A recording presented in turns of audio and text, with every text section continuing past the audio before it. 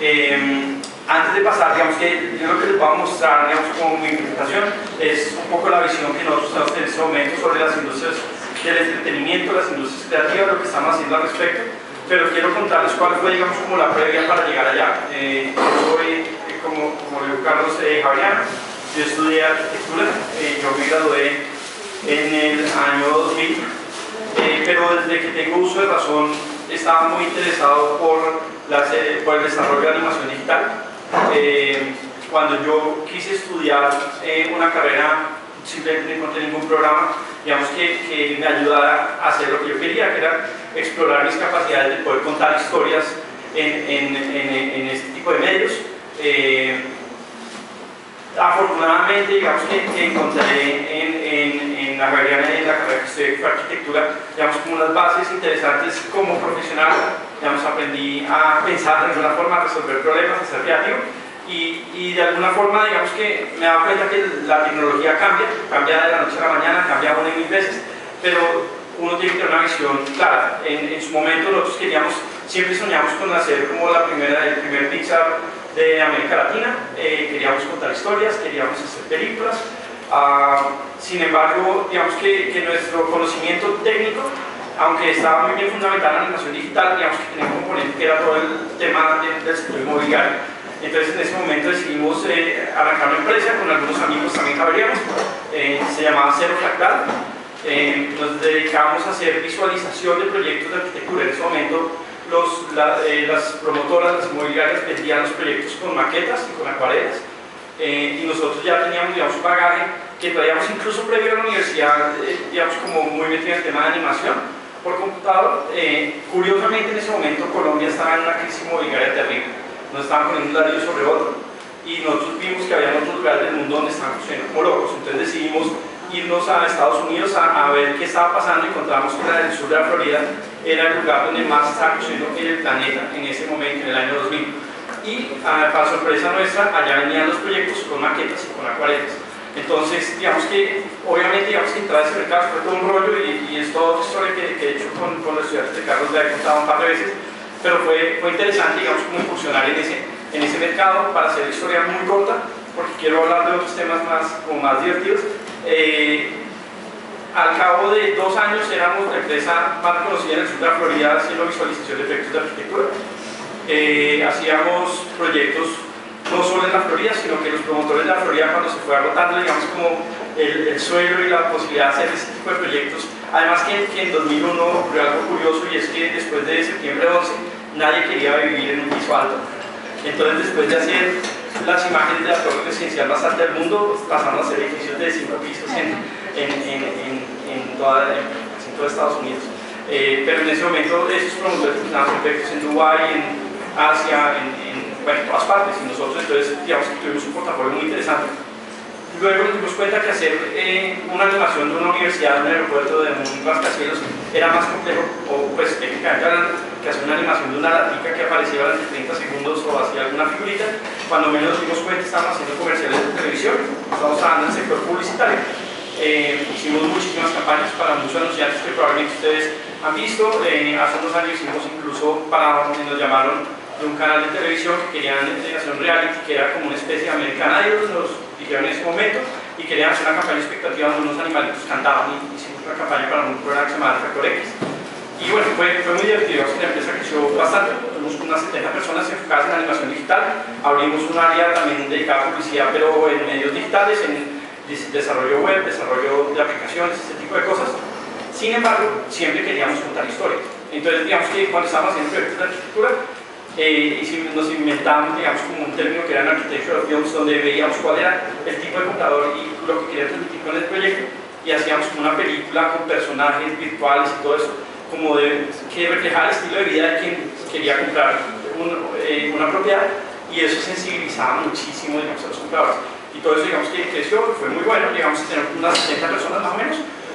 Después se vino para abajo todo el sector inmobiliario en Estados Unidos, y eso nos obligó a repensar toda nuestra operación, repensar absolutamente todo lo que estamos haciendo. Fue un reto tremendo, y nos dimos cuenta que de todo lo que hacíamos, lo que más nos gustaba de nuevo era contar historias, y lo habíamos dejado a un lado por estar haciendo, digamos, como sobreviviendo, llamarlo de alguna forma. Entonces empezamos a explorar el tema audiovisual, hicimos 2 cortometrajes, un cortometraje lo hicimos dirigido por un amigo que es comediante, que se llama Antonio Sanit.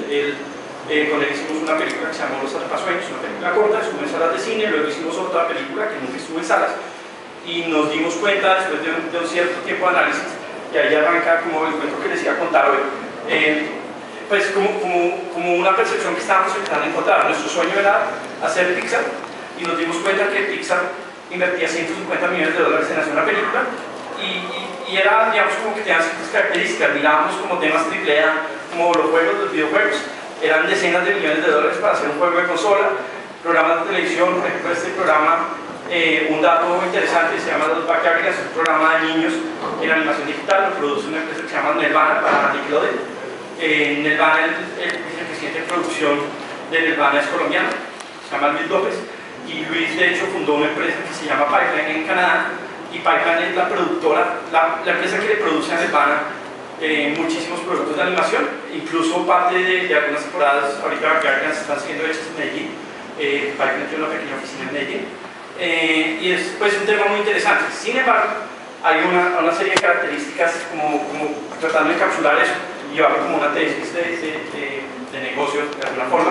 Digamos que eran contenidos que todos son narrativos, todos cuentan historias, todos son de altísimo costo de desarrollo, desde los decenas de millones de dólares a los centenares de millones de dólares, tienen altísimos valores de producción, todos llegan a millones de personas y crean esa audiencia. ¿Qué es lo que pasa con esa audiencia? Luego que son exitosos, empiezan a vender merchandising, hacen licenciamiento, aparecen en los cuadernos de norma, bueno, todo lo que ustedes quieran, abren partes de diversiones, crean otras, pasan de una plataforma a otra, un juego se vuelve una película se vuelve un juego, etcétera, etcétera. Y eso es muy interesante, digamos, es lo que uno llamaría una franquicia de entretenimiento. Es lo que ha hecho Disney por muchos años, es lo que ha hecho Marvel por muchos años, y lo que han hecho muchos otros, incluido Nickelodeon, y que lo hacen muy bien.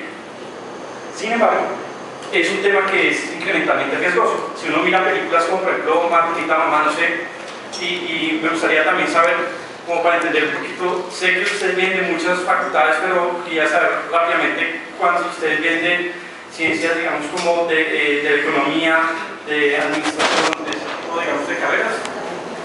Okay. ¿Cuántos de ustedes vienen de carreras técnicas, de tecnológicas, digamos, electrónica, ingenierías, diseños?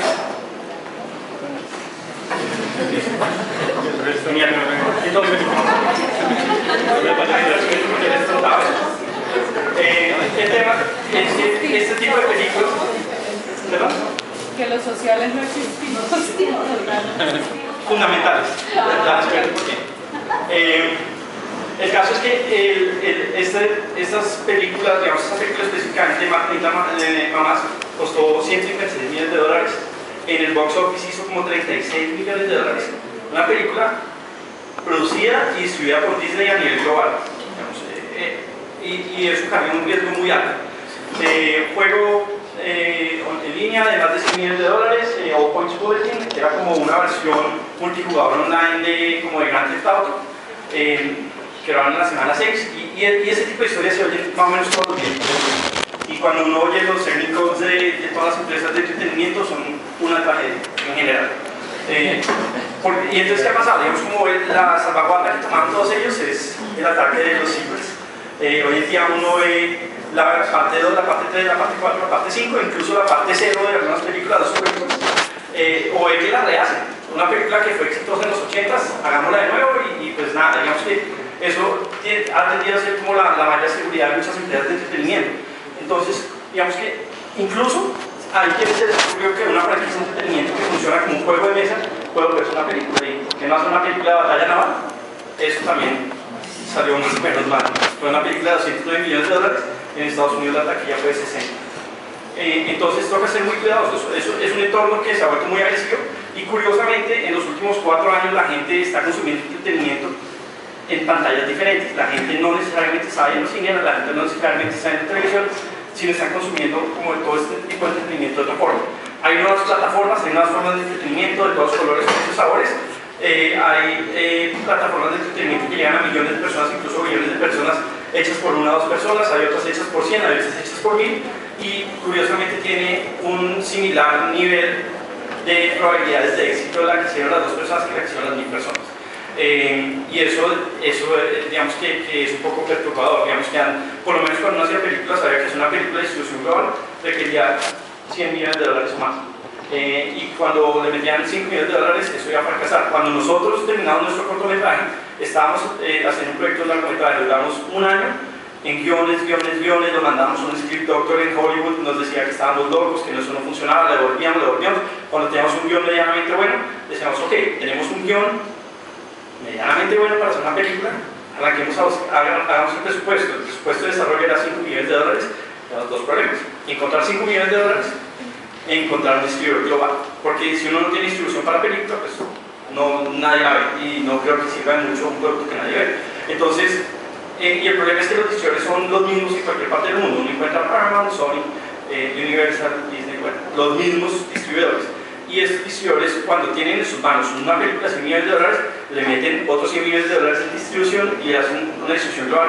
Y si tienen un producto de $5 millones, entonces van a meter $1 millón en promoción y van a tratar de hacer distribución, no sé, uno se reúne con Universal y dice, me encanta su producto, tiene potencial global increíble, arranquemos distribuyendo en Colombia y vamos a ver cómo nos va. Y probablemente con la taquilla de Colombia pues no va a lograr mucho, además que no existe, digamos, una correlación entre el origen de la película y el éxito de taquilla. Digamos que el hecho de que el colombiano no la da a garantizar taquilla, digamos el 95% de la taquilla colombiana el año pasado se fue en películas digamos internacionales, solo una porcentita chiquita se quedó en Colombia. Creo que la más exitosa fue una del Paseo de Antonio Sánchez o algo así, que fue más o menos 1 millón de personas de la audiencia, que es supremamente bueno, y que la segunda mejor fueron como 200.000. Y hubo películas, de hecho una película animada, una taquilla bajísima, y es una película muy bonita en la que trabajó Howard Studio, y pues nada, digamos que es un poco triste y muy riesgoso no tener distribución global. Volviendo a mi cuento, y de cara a tratar de abarcarlo lo más rápido que pueda, nosotros descubrimos otras plataformas donde podíamos tener, digamos, como unas características más interesantes. Descubrimos el tema de los videojuegos, empezamos a analizar el tema de redes sociales, luego dispositivos móviles. Nosotros ya teníamos un área de ingeniería bien interesante en nuestra empresa, sin embargo requería, digamos, como una profundidad a nivel de desarrollo muy chévere que hemos venido desarrollando. Y lo que tenían, digamos, como haciendo ese mismo análisis, lo que tenían en común las plataformas es que todos eran basadas en mecánicas súper sencillas, ceñidas a la plataforma como tal. Entonces un juego móvil usa el acelerómetro, usa el tacto, son mecánicas muy, como su nombre indica, mecánicas. No exploran, digamos, como otros horizontes un poco más interesantes, sino que logran, digamos, como ceñirse a las mecánicas directas del dispositivo, la plataforma. Un juego en redes sociales como Civil o como Farming depende de los canales virales. Si usted le quita los efectos sociales, son juegos sociales básicamente ni siquiera, hay muchos que lo consideran que ni siquiera es un juego, por llevarlo al extremo. Tienen modelos de monetización muy novedosos y muy interesantes, y también llegan a millones de personas, y ahí fue donde nos interesamos nosotros. Más que sobre la monetización, nos pareció muy interesante este tipo de juegos que tienen unos revenues increíbles, que tienen obviamente unos costos de desarrollo mucho más bajos que la película. Ningún juego social que yo haya oído se ha comido los $100 millones, nos ha comido los $5 millones que nosotros queríamos levantar para hacer una película. Y pues digamos que cuando arrancaron estas plataformas estaban incluso por las de $100.000. Hoy es común que un videojuego de ese estilo se desarrolla entre $100.000, $1 millón, incluso hay unos un poco más costosos, pero no nada exorbitantemente por fuera de ese rango, y monetizan de una forma maravillosa a través de modelos como el modelo freemium, donde regalan el contenido, donde ponen lo que llaman los time gates, o que, digamos, que valoran un recurso fundamental que no se había valorado antes, que es el tiempo, y empiezan a cambiar el tiempo de juego por progreso. Entonces uno invierte algo de plata y puede progresar más rápido, y puede además a través de canales sociales o sacar pecho o sentirse un poquito humillado frente a su red de amigos. Los llaman colaborativos, realmente pues, son de los juegos más competitivos que existen. Pero de nuevo, yo no creo que nadie se imaginaría una película de Civil. Digamos, no creo que sería un poco repetir el ejemplo de Batalla Naval. Y entonces dijimos, bueno, como vamos a pensar un rato, nosotros queremos contar historias, vemos una oportunidad, ya encontramos dónde está la audiencia en este momento, cómo hacemos para mezclar eso. Vimos un caso como, pues, que nos llamó mucho la atención, que fue el caso de Angry Birds, por ejemplo, donde ellos supieron salir de la pantalla hacia los temas de merchandising. Hoy en día, cuando uno va a una ciudad norteamericana promedio, en un día cualquiera puede tener 20, 30 apariciones de marca de Angry Birds en las camisetas de la gente, en las cachuchas de la gente, en los supermercados, bueno, en todo tipo de productos, en las carcasas de los teléfonos, en los relojes, en todo tipo de merchandising. Y entonces digamos que un poco la filosofía de ellos es, si tiene dos ojos, es vendible. Y digamos que es un paso más adelante que hacer un sitio, pero no tiene ningún tipo de propiedades narrativas y difícilmente va a ser una propiedad, digamos, como todo puede pasar, pero lo más probable es que esto no sea el siguiente Marvel, ni el siguiente Disney, ni el siguiente Pixar, ni el siguiente, ninguna de ellas, porque no están contando, digamos, como una historia. Y ahí fue donde empezó ya nuestro negocio. Y curiosamente, digamos que nosotros llevamos emprendiendo 12 años, llevamos mucho trabajo organizado, construyendo capacidades. Sin embargo, siento que nuestro negocio realmente empezó hace un año y medio. Y fue cuando realizamos muchas de estas cosas.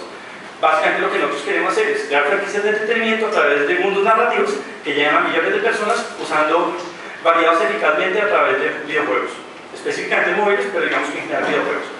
Ahí hay muchas cosas importantes. Uno, nosotros no queremos crear videojuegos, queremos crear franquicias de entretenimiento. Dos, nosotros lo vemos que la gran diferencia entre los juegos en redes sociales y móviles, por lo general, no es una regla completa, y las películas, es que las películas tienen un sentido narrativo, los videojuegos simplemente tienen un sentido de entretenimiento en periodos muy cortos. Los juegos casuales están diseñados para que uno juegue bocaditos de 1 minuto, 2 minutos, 3 minutos, entonces no se desarrolla, digamos que no hay un desarrollo narrativo por medio. Tres, cuando las propiedades, digamos que cuando uno ve una película, o sale de un grupo de genios de uno de estos estudios como Pixar, o se va a Sony o Universal, alguna de ellas, y busca cuál es el potencial bestseller que va a salir en Nueva York, compran los derechos del libro, lo convierten en una película, o se van a una feria como Comic Con, donde hay gente que ha creado novelas gráficas, donde dura 5 años, yendo a Comic Con todos los años, creando un nicho, creando una audiencia muy lentamente para validar su propiedad, para que después llegue, no sé, Marvel o el que sea, diga, me interesa esta, o Radical, o bueno, hay muchísimas en Hollywood que hacen esto, y lo conviertan en la siguiente gran franquicia de entretenimiento. Es un proceso muy largo, es un proceso, digamos que, muy orgánico. Y nosotros lo que percibimos es que, más que monetizar el juego, podemos validar rápidamente una franquicia a través de este mecanismo. ¿Por qué? Porque un videojuego tiene la potencialidad de llegar a millones de personas en días. Y eso, digamos que lo comprobó Zynga, y es algo nunca antes visto y que realmente es como la razón de ser de nuestra empresa. Digamos que nosotros, ¿qué es lo que veíamos, digamos, como oportunidad? Lo que vemos como oportunidad es coger ese ADN que nosotros llevamos a lo que queríamos ser como lo que hay en Los Ángeles, tener énfasis en narrativa, altísimos valores de producción, desarrollo de personajes, luego irnos a ver cómo es que hacen las cosas en Silicon Valley, cómo son las metodologías de desarrollo ágil, cómo son los mínimos productos viables, cómo lo hacen, cómo lo monetizan. Y digamos que en Silicon Valley hay un dicho que es fail fast, fail cheap. Ellos sí te dan entera, y a gran diferencia de Colombia, ellos ven el fracaso como un beneficio. Ellos les encanta fracasar, porque cuando fracasan pasan dos cosas. Una, ya saben qué fue lo que hicieron, digamos, cómo hacer el siguiente emprendimiento. Dos, forman una base de conocimiento. Un inversionista serio en Estados Unidos no va a invertir en su primer emprendimiento, no porque no hayan sido exitosos los anteriores, sino porque le falta la experiencia en fracasar. Si usted ha fracasado suficiente, va a ser exitoso. Digamos que ser no exitoso le da los chances de serlo en el largo plazo. Y ese tipo de filosofía que no está en otros lugares del mundo es supremamente valioso, y nosotros queríamos básicamente coger esas dos cosas y mezclarlas de una forma eficiente para poder validar nuestras propiedades intelectuales. De alguna forma un poquito, digamos, como pseudotécnica, lo que nosotros pensamos es que cuando uno hace un videojuego en una plataforma móvil, social, y no quiero aburrirlos solo mostrándoles esto, sino ahorita no es unos juegos y esto, uno, digamos, lo que buscan estas empresas es monetizar acá. Eso es la curva normal de un videojuego en este tipo de plataformas. Nosotros lo que conseguimos es que si agregamos esos componentes narrativos, vamos a aprovechar esa audiencia, esa masa crítica, para crear una segunda curva que es más interesante, que puede pasar lo que le pasó a Angry Birds, que se vuelve merchandising y licenciamiento y todo eso, que puede volverse en contenidos alternativos. Uno puede utilizar canales más tradicionales como las novelas gráficas, como los contenidos en internet, o incluso, ¿por qué no hacer películas, hacer televisión y salirse de esa pantalla a otra, sin necesidad de hacer la quinta o octava versión de una película simplemente por mitigar riesgo? Porque esta es una muy buena forma de mitigar riesgo, a bajo costo y de forma mucho más ágil. Esto de hecho me lo voy a saltar. Les voy a mostrar muy rápidamente qué se siente para nosotros, digamos, tener un estudio de animación. No sé si hay forma de subir un poquito de luz.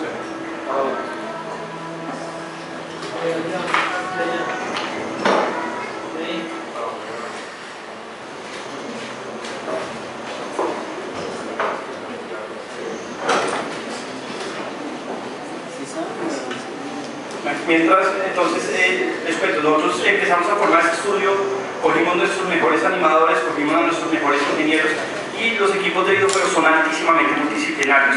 Aquí en las empresas más exitosas de videojuegos interactúan psicólogos, interactúan desarrolladores, diseñadores, artistas, comunicadores, financieros que desarrollan modelos enteros de economías virtuales por los modelos de monetización. Y estos equipos multidisciplinarios tienen la potencialidad de crear las nuevas fuentes de entretenimiento. Ya no salen de un escritor necesariamente, no salen de un animador, sino salen de grandes equipos multidisciplinarios. Nosotros estamos tratando de hacer ese mismo modelo, digamos, como el chiquito en Colombia. En ese momento nuestro equipo de videojuegos tiene 30 personas desarrollando juegos para un mercado que es mid-core, que es no solo jugadores casuales, digamos, que utilizan los juegos en Facebook y en móviles necesariamente, ni tampoco son los jugadores de consola que pasan decenas de horas jugando en las consolas, sino un punto intermedio donde hacemos contenidos que tienen ese nivel de profundidad, pero que tienen este nivel de facilidad de uso y ese nivel de accesibilidad a ese tipo de audiencias.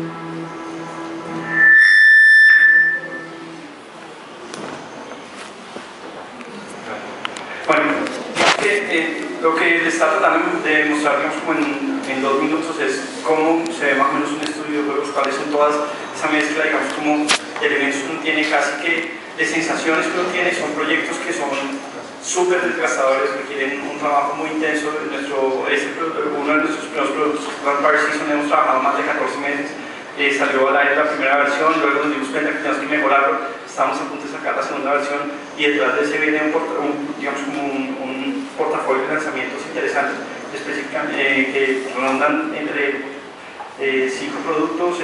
Ya lanzamos uno, estamos preparándonos para el siguiente lanzamiento que más o menos en 8 semanas, de un juego que se llama Social Soccer. Estamos también trabajando en Guns Out, que es otro lanzamiento que vamos a tener, Audio Ninja también, creo que se lanza a final de octubre, y así sucesivamente. Entonces nosotros, digamos, estamos teniendo la capacidad de desarrollar muchísimos proyectos de contenido que haciendo una sola película además hubiera sido súper riesgoso, porque cualquiera de esos puede ser exitoso. Es más, todos los 5, todos los 6 pueden ser un fracaso, y uno necesita tener suficiente gasolina para ir al siguiente y al siguiente y al siguiente paso.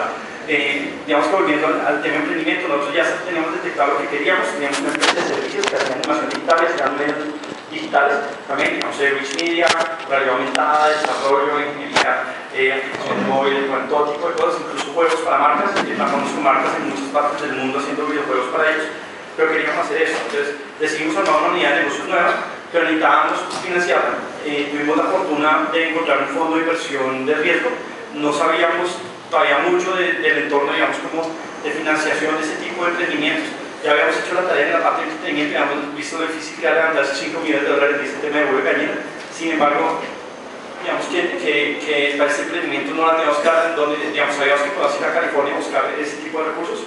Tuvimos la fortuna de encontrar un fondo de inversión en Colombia, creo que solo existe uno de inversión de riesgo, se llama Promotora de Proyectos, están en Medellín. Creyeron en el proyecto, ellos hicieron inversión estratégica en el estudio. Hasta ahora el estudio ha recibido entre las reuniones de inversión de ellos y el capital semilla que se puso para desarrollar este negocio, más o menos unos 2.1 millones de dólares.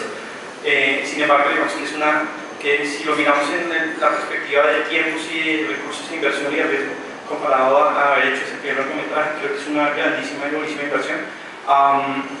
En nuestro primer proyecto al aire se llama Fire Season, como les contaba. Es un juego de estrategia donde uno tiene que proteger al conde Drácula que está atascado en un cofre. Les voy a poner otro video.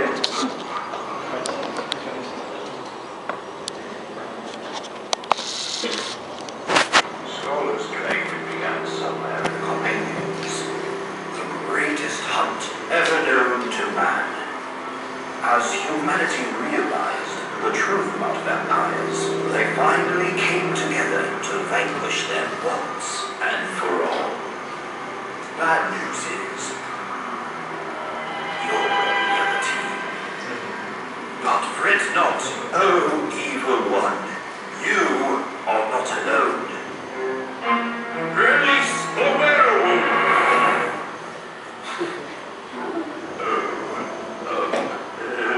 Bring in the boogeyman!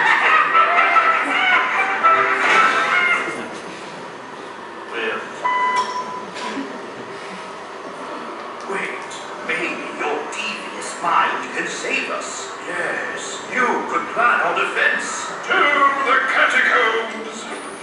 Don't let them near the Count! Yes! No! Don't use that there! You use this back. Combine monsters to call upon our secret aberrations. Yes, heal them. Quickly. Yes, like a serpent.